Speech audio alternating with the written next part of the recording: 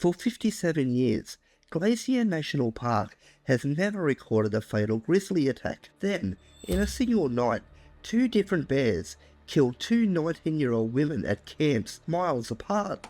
At first, it looked like impossible bad luck, but just 4 days earlier, rangers had already seen the danger building. The night of 12th of August 1967 would become known as the Night of the Grizzlies. One attack happened near Granite Park Chalet. The other happened at Trout Lake on the opposite side of the mountains. The victims had never met. The bears were not connected, and there was no suggestion that one animal had travelled between the 2 camps. But the 2 crime scenes did have something in common. At both locations, bears had learned that human camps could lead them to food. Before we go any further, give me your first verdict in the comments. Was this simply a terrible coincidence, or was it a disaster humans helped create? Glacier National Park was already becoming a place where wilderness and tourism were colliding. Visitors came for the mountains, the isolation, and the chance to see animals they would never encounter back home. But by 1967, the line between watching a grizzly and encouraging one to approach had become dangerously blurred. At Granite Park Chalet, 19-year-old Julie Helgeson and her friend Roy Ducat were sleeping outside in sleeping bags. The chalet was busy, and other campers were close enough to hear trouble if it came. At Trout Lake, another 19-year-old, Michele Koons, was camping with 4 fellow park employees after an 8-mile hike into the backcountry. The 2 camps were separated by rugged terrain and several miles. Whatever happened at Granite Park could not have caused what happened at Trout Lake. Glacier was not dealing with one bear attacking twice. It was dealing with 2 separate bears entering 2 separate camps during the same night. That was what made this case so extraordinary. At Granite Park, grizzlies had already started appearing near the chalet after dark. 4 days before the attacks, seasonal ranger Bert Gildart and wildlife biologist David Shea went there after hearing reports about the bears. What they found was not subtle. Visitors were standing outside and throwing food to grizzlies. The bears had become part of the evening entertainment. People could watch them approach, eat scraps, and wander around the chalet grounds. But every piece of food was teaching the animals the same lesson. People meant food. The situation at Trout Lake was not exactly the same, but the pattern was familiar. A bear had already been harassing camps in the area. Food was being carried into the backcountry, and rubbish had been allowed to build up. After the attack, Gildart reportedly removed 17 bags of rubbish from the Trout Lake campsite. Rubbish alone does not turn a grizzly into a killer, but once a bear becomes used to finding food around people, it may stop avoiding camps, tents, and sleeping areas. The attacks were incredibly rare. The conditions that allowed bears to enter human spaces were not. The first attack began shortly after midnight at Granite Park. Julie reportedly saw the bear and woke Roy. They stayed still, hoping it would move on. It did not. The grizzly attacked both sleeping bags, badly injuring Roy before turning its attention to Julie. The bear dragged her away from the campsite. Other campers raised the alarm, and a rescue party eventually found her alive. They began carrying her back towards the chalet, but Julie died before she could be flown to the hospital. Several hours later, at around 4:30 in the morning, another grizzly returned to the campsite at Trout Lake. This bear had already entered the camp earlier that evening while the group was cooking. It ate their food and carried away a backpack. The campers moved to the beach, built a fire, and tried to settle down for the night. When the bear came back, 4 members of the group managed to climb trees. Michele did not reach safety before the grizzly grabbed her sleeping bag and carried her away. 2 young women were dead, but the evidence pointed to 2 separate animals and 2 separate chains of events. The attacks happened on the same night. They were not one single attack spree. There is very little mystery around the question of means. A grizzly has more than enough strength to tear through a sleeping bag, overpower a person, and carry or drag a human body. Both sites had witnesses, tracks, and injuries consistent with grizzly attacks. So the question is not whether grizzlies were capable of killing Julie and Michele. They clearly were.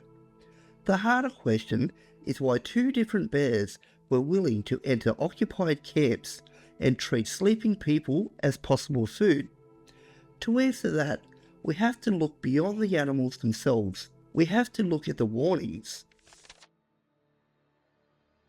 At Trout Lake, a bear had already been entering camps and harassing people. At Granite Park, grizzlies were being fed beside a busy chalet. Food was available, rubbish was poorly controlled, and despite the repeated bear activity, the camps and surrounding areas remained open. This was not a case where one official received a perfect warning, ignored it, and knowingly sent people into danger. The reality was less tidy than that. Different rangers knew different pieces of the problem. Some were clearly worried. Visitors continued feeding the bears because they saw the animals as part of the attraction, and the park was still relying on practices left over from an era when feeding wildlife was common and often encouraged. The warning signs existed. What did not yet exist was a strong, organised system for acting on them. That is an important distinction.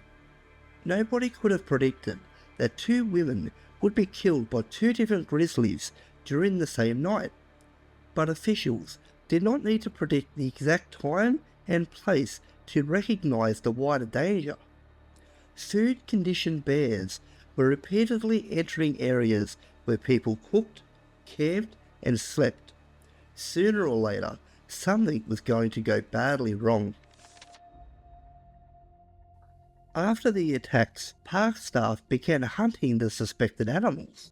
At Trout Lake, rangers killed a grizzly near the patrol cabin. When the animal was examined, its stomach contained a mass of blonde hair, strongly linking it to Michele Koons. The Granite Park identification was less certain. 3 bears were killed through the response, including one believed to have attacked Julie, but that identification did not have the same direct stomach evidence found in the Trout Lake case.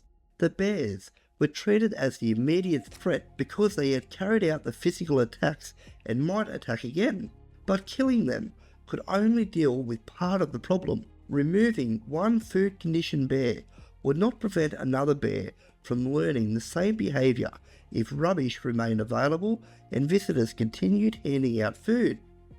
The real case was becoming larger than 2 animals. It was about a system that had taught grizzlies to approach people, then punish the bears when the behaviour ended in tragedy.